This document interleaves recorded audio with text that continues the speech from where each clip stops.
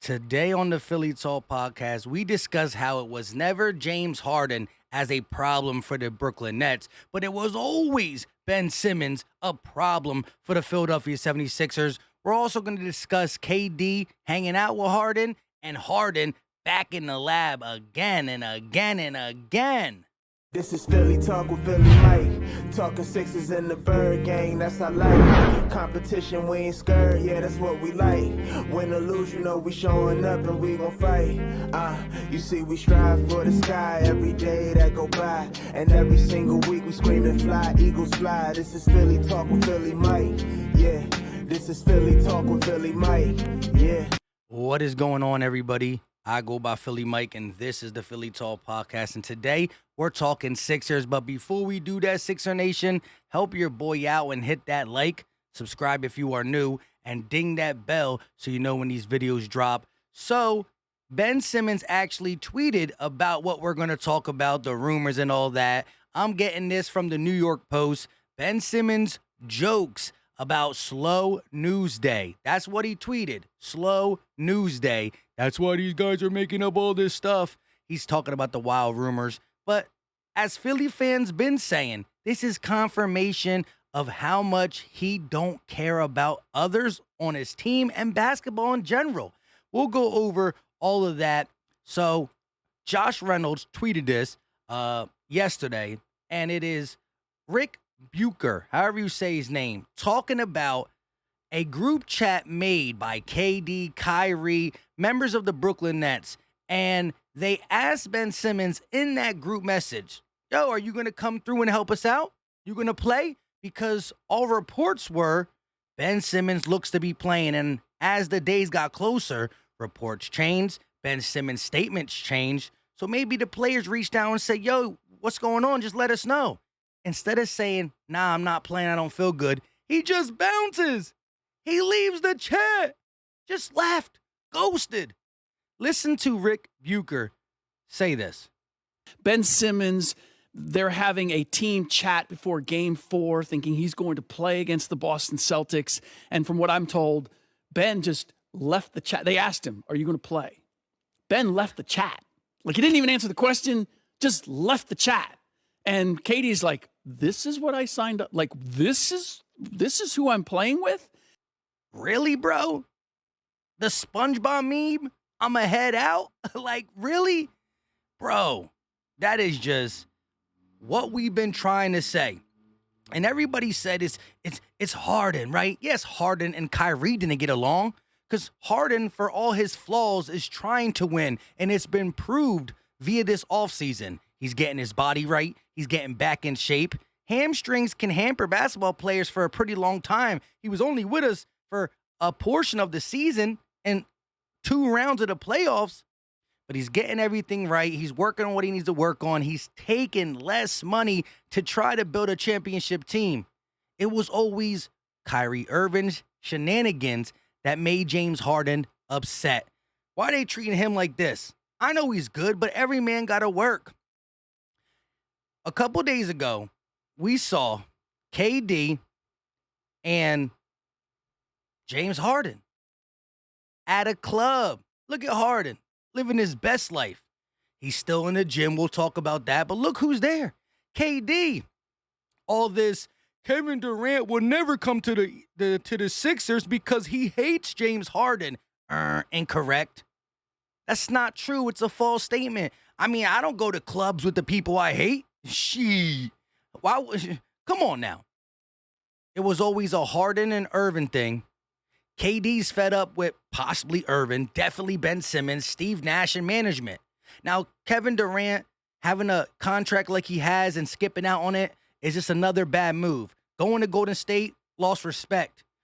Trying to build your own team in Brooklyn when it was just you and Irvin, I respect. Then you got Harden, I'm like, yeah.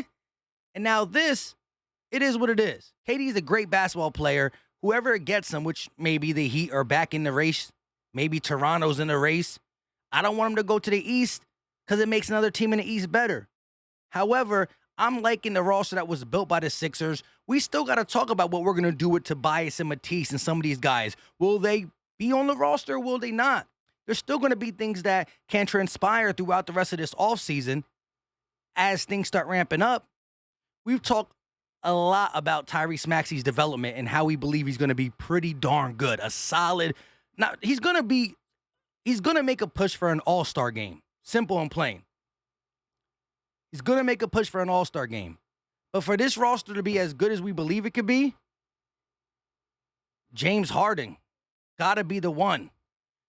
James Harden got to be the one. Whether it's keeping him assist up, getting more buckets, being more efficient, bringing more back into your bag, looking more athletic. We need to see buckets, mid-range, layups, threes. We can't just go three or layup. You need a bigger bag. But you're also going to be more familiar with this system. Maxey's going to be growing, right? Let me do this again. Maxey's going to be growing, and I need the big three to be Embiid, Harden, and Maxey. Now, Harden and Maxey this guy scores this. Maxey's number 2 scorer today. Harden's the number 2 scorer today. Maxey's the number 2 scorer today. Harden's the number 2 scorer today. Oh, Tobias jumped up there once in a while. But Tobias as a 4th option, getting paid way too much. But it could work. Matisse is the one I think we gotta make a move for. Harris too. Solely because of the money. If he was getting paid role player money, well, we could add more to this team, and he'd be still a good fit, even if he plays more with the second unit. But James Harden showing more of a mid-range game. More of a mid-range game, still showing that court vision that we know. He's been in the lab, whether it's the gym, pumping iron, getting them legs right, or whether it's the actual gym, getting his game right. Gotta respect it. Now, everybody goes in the gym, but I'm seeing the level of urgency of extending the bag. We saw the clip with Sam Cassell. What were they working on? Mid-range elbow jumpers. Again, last year I've said it in multiple Sixers videos. It was 3 or layup for Harden. No mid-range. We're starting to see that. All I'm going to say is this. The jury's out. Ben Simmons ruins teams. James Harden didn't put us over the top last year. But what team makes a big move mid-season and gets to the championship? This is the year. P.J. Tucker coming over because we paid him and Daryl Morey, but that's an Embiid Harden thing. It's an Embiid Harden thing. We went out there and got a Melton, who I think could be big off the bench. Making moves. It's not over yet. But even if the roster stays as it is, I think the bench is better this year than it was last year. And what I really believe is that the big three will be better. Harden will be better this year than he was last year. And Tyrese Maxey automatically will be because this is his 3rd year. And he's been working. Maxey's jump from year 1 to year 2 was legit. This one might be mind-blowing. We'll see. But if a big three consists of them with consistent play from Tobias Harris, the bench, PJ being the scrappy player he is, offense, defense, and corner 3-wise, I'm liking how the Sixers move. I like the Sixers. That's my team, but I still like their chances. Depending if KD really does fly the coop and goes to a Miami Heat, goes to a Toronto Raptors team, then we got to reassess. But what are they giving up? Scotty Barnes? Are they giving up Bam Adebayo? I know they can't because Ben Simmons. But whatever key piece, see, if KD was a free agent and he signed somewhere and that same team adds KD, it's big in the East. But if Toronto loses a lot of depth to get KD, might not pay off. If the Miami Heat lose a lot of depth to get KD, it might not pay off. So at the end of the day, we not losing nobody. And if we do move people, it's our decision to get better people in here. Sixers are coming in 2022-2023 NBA season to compete, and your boy is ready. The 2022-2023 NBA season is going to be legit. I go by Philly Mike. This is the Philly Talk Podcast. Let me know your thoughts in the comment section.